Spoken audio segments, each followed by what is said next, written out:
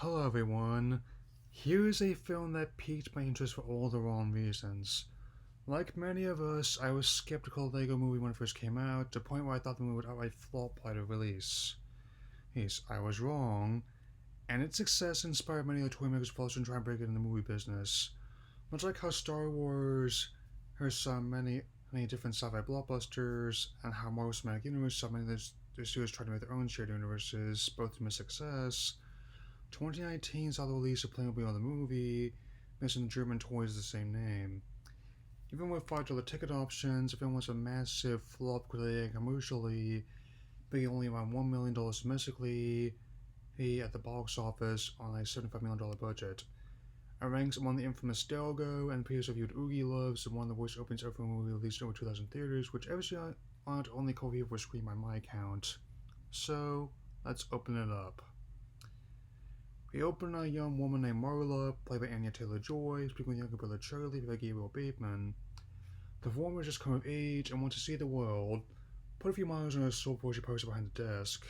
She even dyed her hair and has no passport. The house looks kind of run for the film's $75 million budget. It's an interesting issue I want something you've heard in, well, numerous other family films. So to pick one, let's go with Disney's Beauty and the Beast. Also, this movie is a musical. While the Lego movies are on the whole pretty good at balancing live action bits with the animated ones, this movie, not so much. After that, while they try to play with the Playmobil set when there's a knock on the door, police tell them there's been a car accident and their parents are dead. I guess a fridge would have been torn the nose? I mean, not only do we not see their parents, but 4 years pass after the scene and they somehow haven't aged. I gotta say, if we found out these two were immortal, I'd be much more on board. Also, the relationship is strained as Marla took charge and Charlie storms up one day at her friend's house. So if the director saw Lethal in Stitch and said, how can I do a bad version of that? He's then distracted by a dinosaur model being wheeled into a local toy fair, though I think that was a closed-up public, and right now lots of people don't even want to leave the house unless I have to. Marla somehow tracks Charlie's cell phone to the toy fair, leading them both to a large Playmobil model, which resembles the one they used to play on a larger scale. Oh boy, it's going to be a long 110 minutes, isn't it? To be fair, the film isn't too bad right now, but it's about to go off the rails. The lighthouse of the model magically transports Marla and Charlie to land a Playmobil, which itself is his Viking figurine, and Marla is just herself as a regular figurine. For the record, I do have an affection for Lego at any age. Playmobil is what I play with when I had to go see a doctor sometimes. That tells you all you need to know.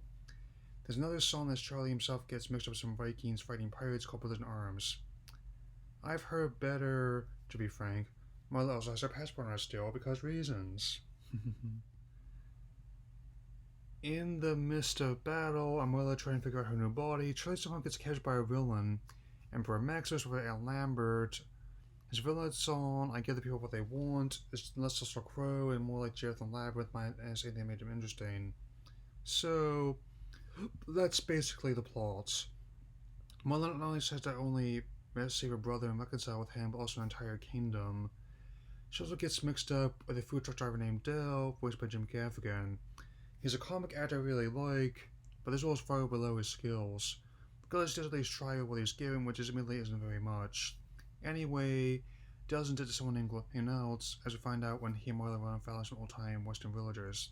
I gotta say, if there was a Red Dead Redemption Playmobil set, I'd be much more on board. Also, they came across a Wild West land right after a car chase. Look, there's a difference between being inspired by the Lego Movie and directly stealing from it, fellas. After distracting the stragglers with some coins, Marla and Dell form a reluctant alliance to find Charlie and pay off his debtor. Also, Jessica Castle can teleport somehow. Dell's debtor is named Glenara, more on that later. For now, I'll point out how this rancher is a fool that a Pegasus go. Could make millions overnight with just one. I'll admit everyone in town, even the babies and hens blowing at Marla, is actually kind of funny. Elsewhere, as the truck goes through Jurassic Canyon, it seems Max was collecting different kinds of warriors for his own pledge to gladiatorial combat. So, he's basically the Grandmaster out of the fun. I just mentioned his villain song, but again, it's not exactly shiny from Moana as villain songs go for exposition. I will admit I do kind of like his stadium. It's like a modern sports stadium and an old Coliseum were combined. I just wish they did more with it. Guess I had to play more Pokemon Sword and Shield instead. Meanwhile, as Dell works on his truck in a cold city, he tells Mother about his contact. The spy, Rex Dasher, played by Daniel Radcliffe. It's clearly this film's Lego Batman and Rex Dangerfist, to point what little marketing there was for this movie had him front and center. Not that would have helped anyway. Apparently, you don't find him, he finds you. Sure enough, it was him all along.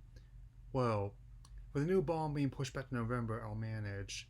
To be fair, his theme music and brief scene in the movie are at least well put together as more amateurs spy agency, Skull trying to get intel on her brother. Insert Austin Powers or Guzma joke here. The intel from the satellite cameras allows Dell and Marla to track Galar to her lair. Surprise! She just comes out of the hut. She tries to kill Dell and Marla when she finds out she's been had. The last moment they're saved by a robot voiced by performance director Leo De Salva. Guess it can do worse to discount R2, BB, or Dio. His name is Robototron. Figures. It does make you want to play more of my Midway Arcade Origins game, though. I don't feel an escape attempt from Charlie, including a brief bit with him doing a Fortnite dance for some reason. Marla runs into the fairy godmother voice of Megan Trainor to give her one last push in direction to the song Run Like the River. I gotta say, hey, if she voiced by Jennifer Saunders and was an antagonist, this might be more interesting.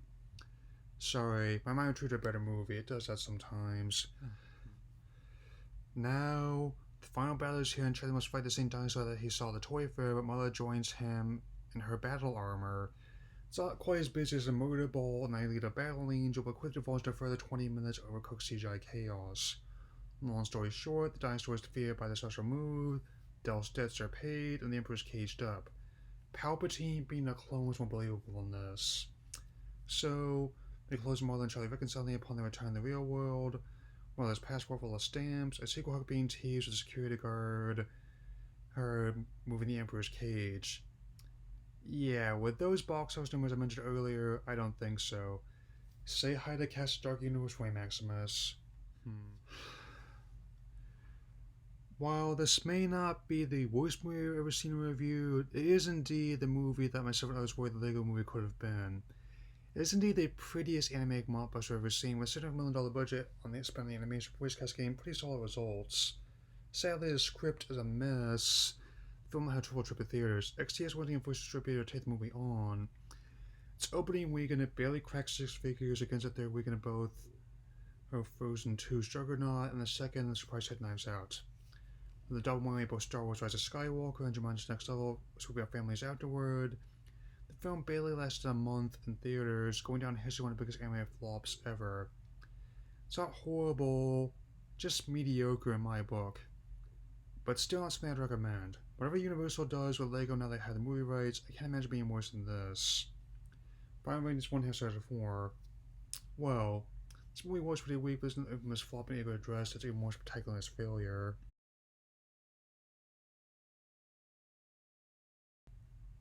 Oh, now we're talking. Check back soon for a look at the 2019 theatrical adaptation of the stage musical Cats.